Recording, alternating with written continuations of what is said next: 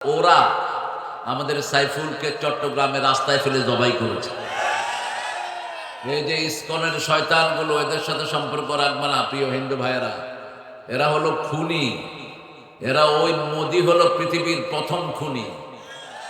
এই খুনিদের অঙ্গ সংগঠন হলো ইসকন।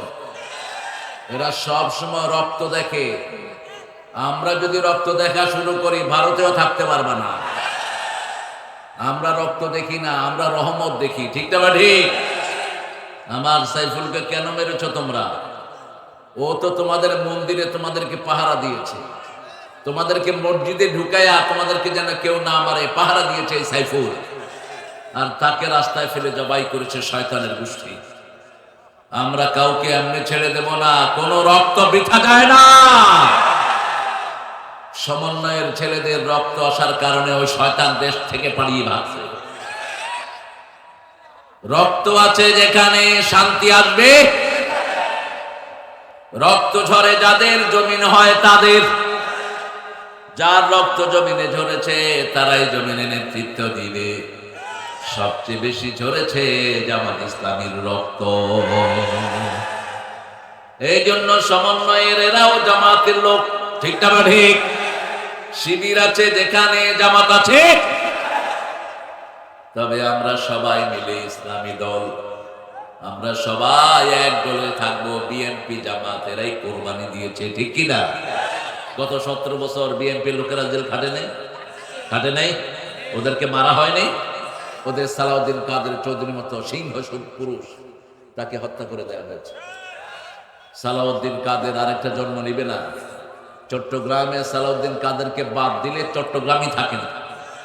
এত বড় মানুষ তিনি। আল্লাহ তাকে জান্নাতুল ফেরদাউস দান করে।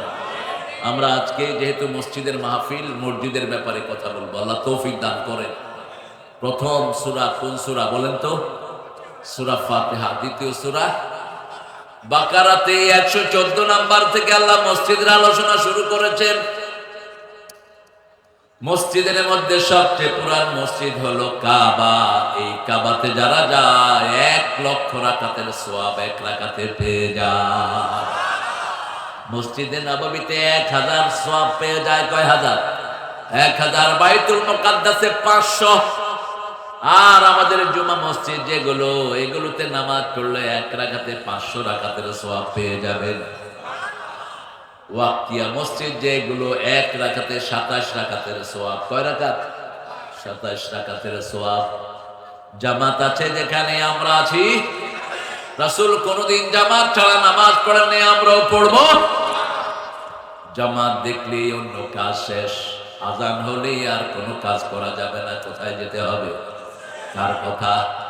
সূরা জুমায় আল্লাহ বলছেন, ইয়া আইয়ুহাল্লাযীনা আমানু ইযা নুদিয়া লিস-সালাতি মিন ইয়াউমিল জুমআহ ফাসআউ ইলা যিকরিল্লাহি ওয়া দারুল বাই', যালিকুম খায়রুল লাকুম ইন কুনতুম তা'লামুন। ও মুমিনেরা, আমরা মুমিন। আমরা কি? মুমিন। মুমিনেরা দল করবে কার কথা? আল্লাহর কথা। মাইয়াবতাগি গায়রাল ইসলামি দীনান ফালান ইউকবালা মিনহু ওয়া হুয়া ফিল আখিরাতি মিনাল খাসিরিন। কোন ব্যক্তি যদি ইসলাম ছাড়া কোন দল করে, তার কিছুই কবুল হবে না। কিচ্ছু কবুল হবে না। কে বলছেন? ফালান ইউকবালা মিনহু। কিচ্ছু কবুল হবে না। তার দুনিয়াও শেষ, আখিরাতও। এই ক্ষতি থেকে বাঁচার জন্য 4টা আমল। কয়টা? ওয়াল আসর। পড়েন, ওয়াল আসর ইন্নাল ইনসানা লাফি খুসর ইল্লাল্লাযীনা আমানু ওয়া আমিলুস সালিহাত ওয়া তাওয়াসাউ বিল হাক্কি ওয়া তাওয়াসাউ বিস। যখন এই সূরাটা প্রথম নাজিল হয়, মক্কাতে সাহাবায়ে কেরাম থাকা পর্যন্ত একজনের সাথে আরেকজনের দেখা হলে প্রথম সালাম, তারপরে ওয়াল আসর ইন্নাল ইনসানা লাফি খুসর। একজন আরেকজনকে পড়তেন এটা, আবার যাওয়ার সময় পড়তেন। এই 4টা কাজ আছে যেখানে জান্নাত আছে। এই চারটা কাজ নাই যেখানে জান্নাত নাই। আমরা ক্ষতির মধ্যে রাসূল বলছেন, ব্যাখ্যা দিচ্ছেন তিরমিজির সহিহ বর্ণনা, রাসূল বলছেন দুনিয়া মালউনা মালউনাতুন ওয়া মা ফিহা ইল্লা যিকরুল্লাহ আলিম ওয়া মুতাআল্লিম ওয়ালা ওয়ালা। লানত মানে হলো যার পর লানত পড়ে তার কিছুই কবুল হয় না, তার দুনিয়াও শেষ আখিরাতও। দুনিয়ার উপরে লানত, দুনিয়ার ভিতরে যা কিছু আছে সব কিছুর উপর লানত, শুধু চারটা জিনিস ছাড়া। নামাজ গেট হিম আউট, কথা বললে নামাজ দিবা যেই হোক। আমার কান কিন্তু খরগোশের কানের চেয়ে কড়া। আপনি কথা বলবেন, আপনি যেই হন, আমি কথা বলতে দেব না, কারণ আপনি তো আমাকে সময় দিয়েছেন কথা বলতে, আপনি বলে আমার ডিস্টার্ব করবেন কেন? বিগত সরকারের আমলে বহু এসপি ছিল বেয়াদব। পঞ্চগড়ের এক বেয়াদব এসপি আমার স্টেজে ফোন ধরেছিল, আমি তাকে বললাম আপনি ফোনটা অফ করেন।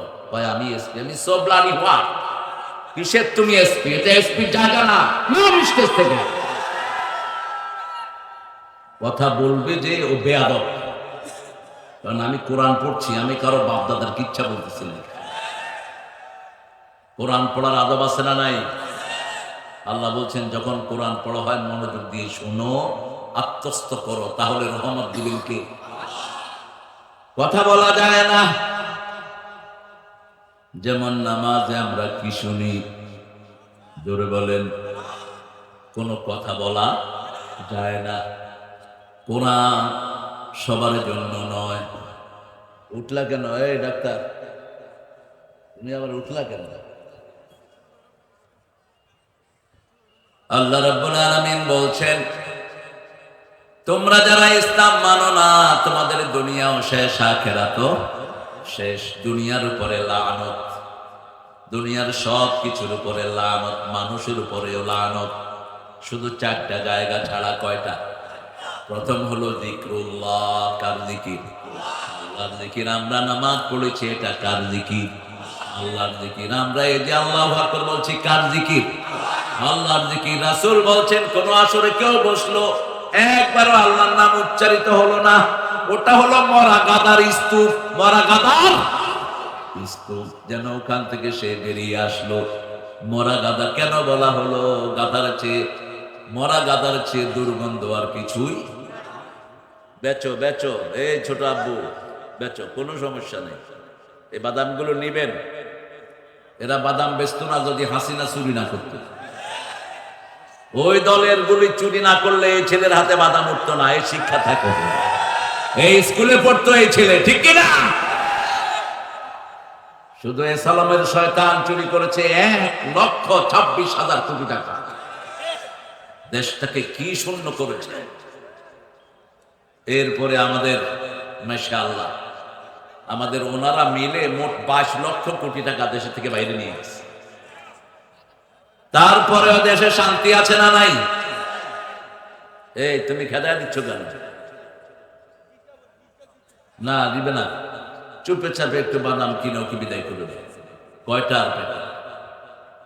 আল্লাহ রাব্বুল আলামিন বলছেন দুনিয়ার সব কিছুর উপর লানত। আল্লাহর কথা, রাসূলের কথা, ঠিক না ঠিক? রাসূল নিজের থেকে কথা বলতেন না, কার থেকে বলতেন? আল্লাহ বলছেন ওয়া মা ইয়ানতিকু আনিল হাওয়া ইন হুয়া ইল্লা ওয়াহয়ুন ইউহা। He never talks from his personal whims. নিজের মন থেকে কথা বলতেন না। যখনই ওহী আসতো কথা বলতেন রাহমাতাল লিল আলামিন। তিনি বলছেন আর দুনিয়া মালউনা, লানত থেকে বাঁচার জন্য প্রথম জিকির করতে হবে কার? আল্লাহ। 2 নম্বর আলেম হতে হবে, যে আলেম কোরআন জানে। আপনারা নামাজ যারা জানেন তারা নামাজের আলেম, যারা যাকাত জানেন তারা যাকাতের আলেম, যারা সার্বিক বিষয় ইসলামের জানে তারা সার্বিক আলেম। প্রত্যেক মানুষের ইলম আছে। ওমর ফারুককে জিজ্ঞেস করা হলো মান হুমুল উলামা, আলেম কারা? তিনি বললেন ইয়ামালুনা মা ইয়ালামুন, যে যেটা জানে ওটার আমল যে করে সে ওটার আলেম। আলহামদুলিল্লাহ। নামাজ ফরজ কিন্তু পড়ে না। ও মাদ্রাসায় পড়লেও আলেম না, ঠিক তবে ঠিক। বোরকা মেয়েদের সৌন্দর্য বাড়ায়, পর্দা আল্লাহ ফরজ করেছেন, কিন্তু মেয়ে মানে না। ও মাদ্রাসায় পড়লেও কোনো লাভ নাই। সুদ হারাম কিন্তু খায়, মসজিদের ইমাম হলেও কোনো লাভ। মসজিদের ইমাম এসে সুদ খায় না, হুজুরের তো কেউ দেয়ও না সুদ। বেতনই তো দেন না মিয়া, সুদ খাইবে করতে। সবচেয়ে কম বেতন কাদের? কত খুশি দেখেন, এত সুন্দর হাসি, কোন ঘুষখোর দিতে পারে না, পুরাটাই ভিতরে সুন্দর। আলহামদুলিল্লাহ বল। বেতন কম এটাও বলতেছে হাসি হাসি, আর ওরা অফিসে বসে লাখ লাখ টাকা ঘুষ খায়, চেহারা দেখলে মনে হয় জুতা দিয়ে পিটে।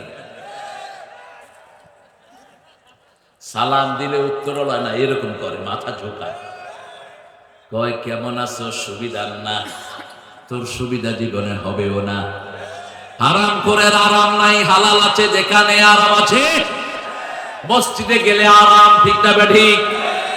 মসজিদে গেলে চোখে ঘুম আসে, কি সুন্দর শান্তি লাগে, কোনো চিন্তা নাই। শুধু একজনের কথা মনে ওঠে, তিনি কি?